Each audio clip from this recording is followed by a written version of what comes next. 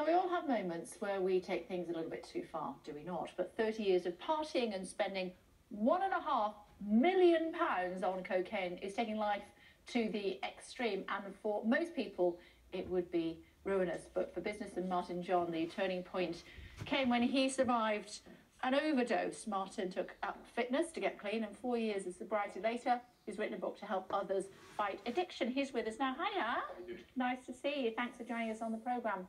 Get Clean, tell us about it.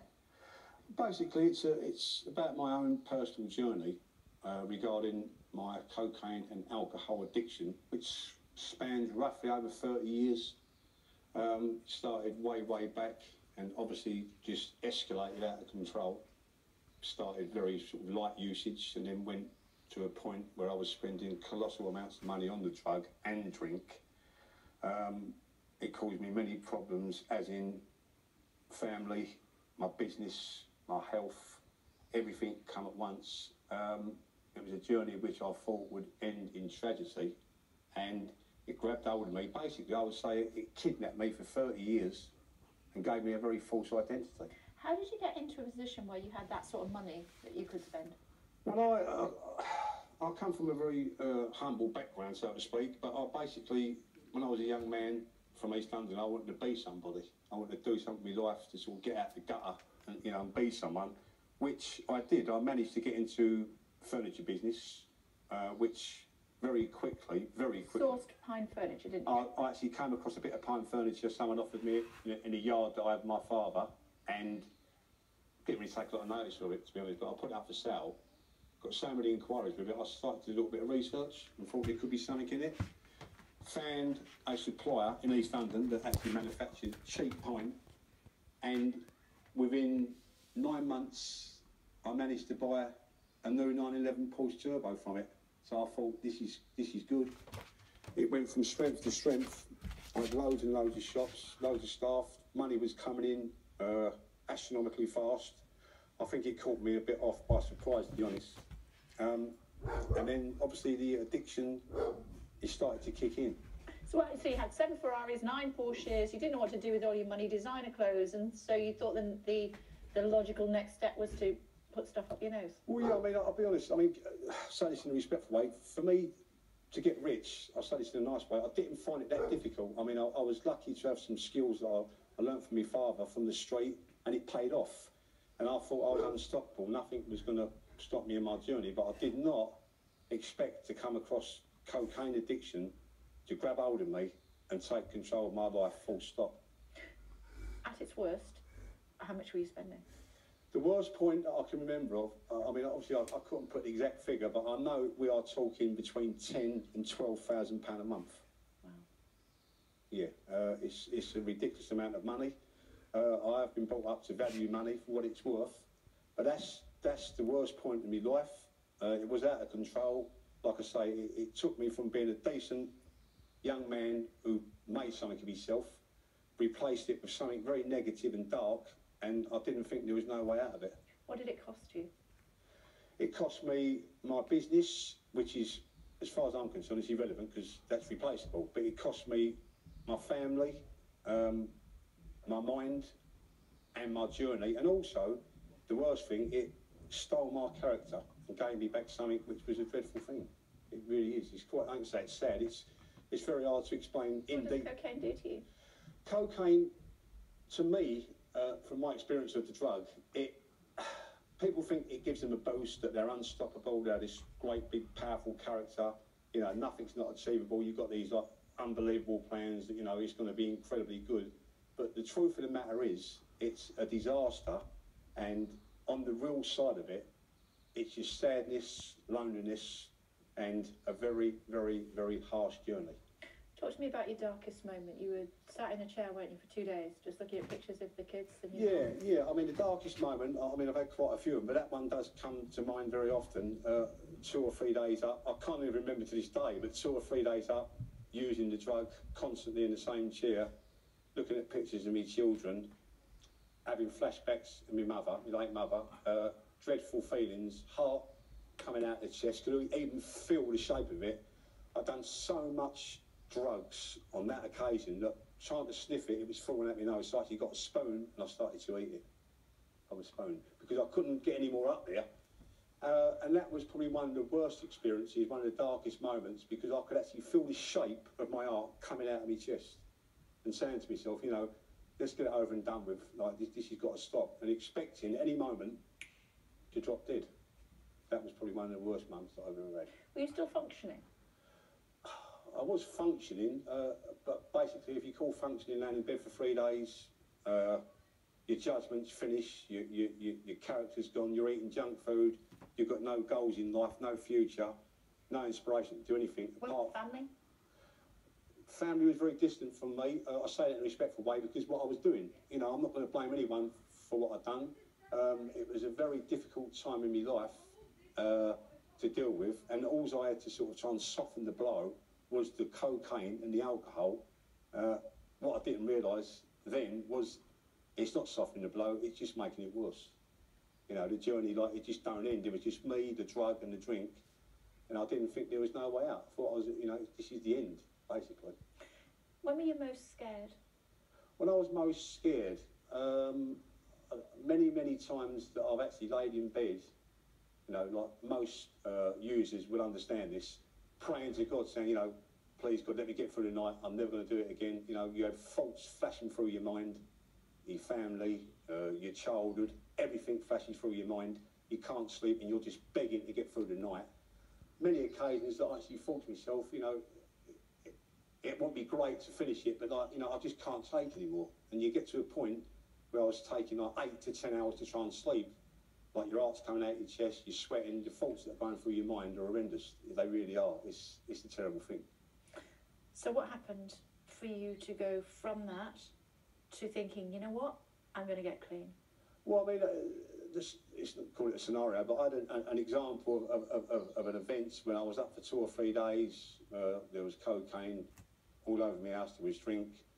I was in a terrible state, and basically I went out to walk around the block, and I thought I passed out.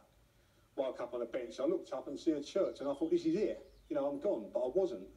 So I managed to get back, walk back to my house. I'll never forget this is very true.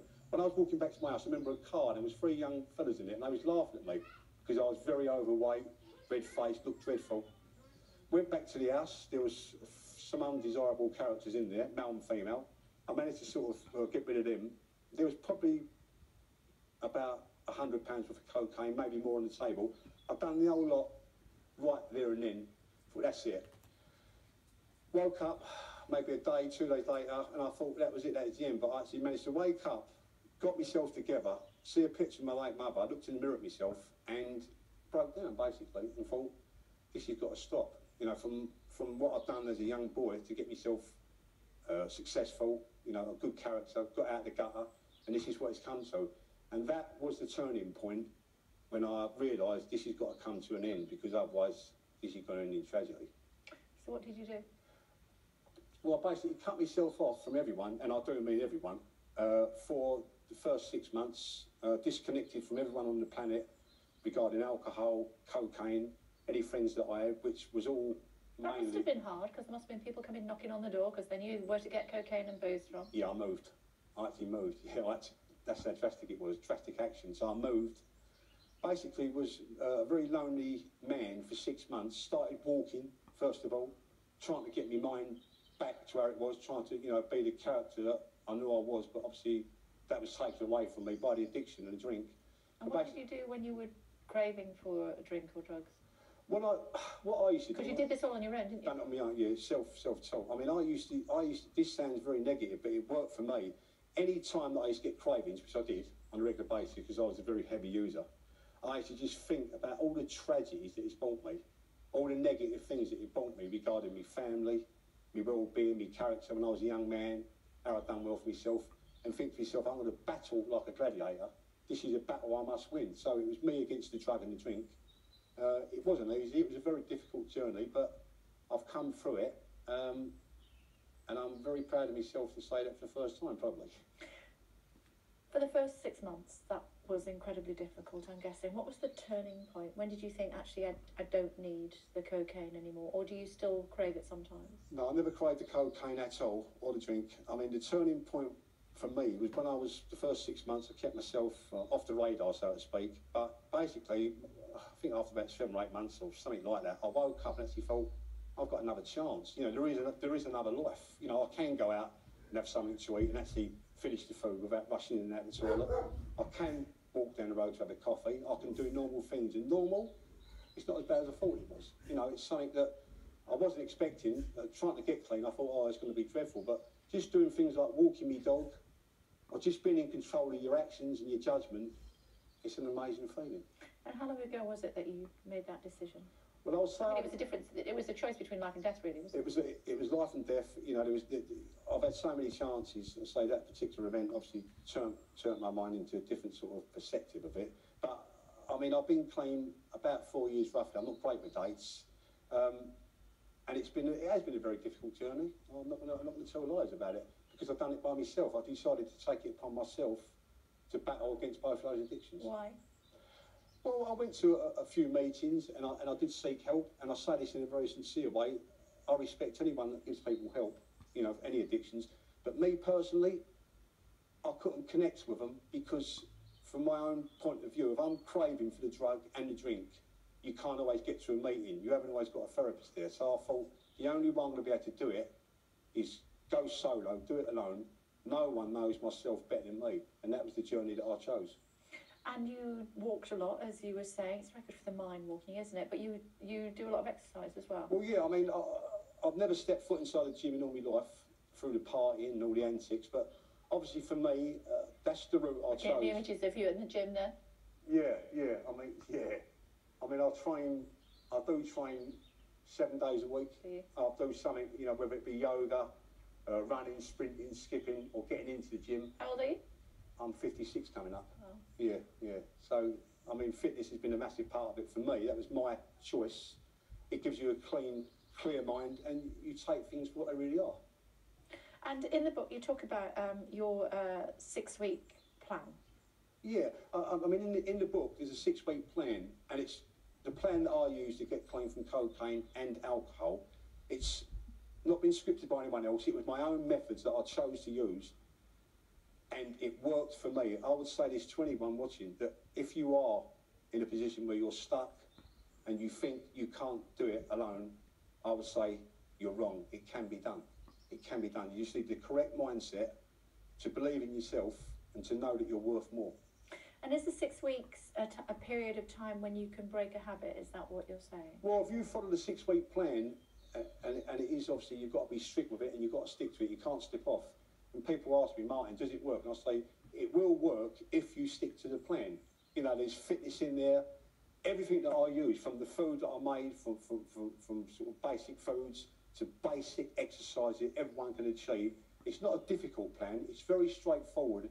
And I said this to someone yesterday in a conversation. It's just common sense. What regrets do you have? Obviously, you have regrets for the addiction and the amount of money that you've wasted. The regrets that I have are, obviously, like, I lost a lot of years. I feel like I've been cheated. That's what I think. I've been cheated. I got kidnapped and I lost my way in life. It's a terrible thing because I had so much... Talk about the kidnap. I didn't know if you wanted to. No. I mean, what I mean by kidnapped... I know. I meant as far as the being kidnapped by the drug is concerned. Yeah, I mean, it just took me away and replaced it with a different person, and it was very difficult to deal with. And now when I look back, I see pictures and videos myself, I feel cheated because, you know, I was always an happy-go-lucky sort of fella. I've took a few chances and they paid off, but I wasn't expecting for the addiction to grab hold of me as severe as it did. But I've come out the other side of it, and I'm hoping and knowing that this book's going to give people light at the end of the tunnel. Yeah.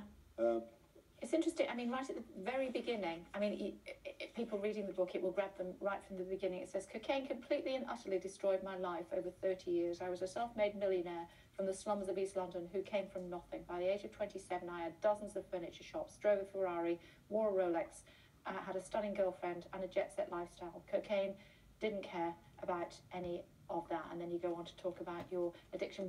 That's how it started. How does the story end? Well, the story ends, obviously, you know, getting myself clean from the drug and the alcohol. And to me, it's a fresh start. a new beginning.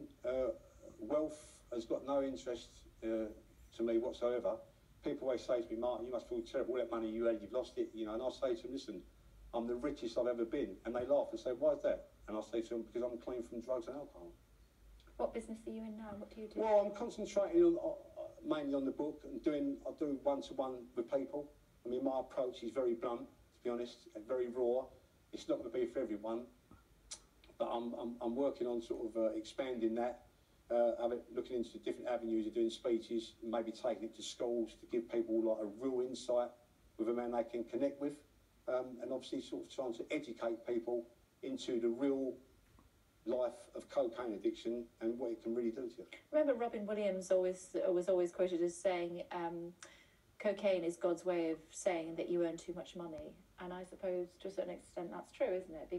Because you have a lot of disposable income. If you didn't, it would be very difficult to feed your habit to the extent that you did. Yeah, I mean, I do agree, but you know, like even if people earn £300 a week, I mean, I get messages from people, emails from all over the world, and I really do. You know, like they're spending their wages, every single penny of their wages. They can't pay the rent. Their children are wearing cheap clothes. There's no food in the cupboard. They've got bills. They've got debts. They're lying to their wives, their partners.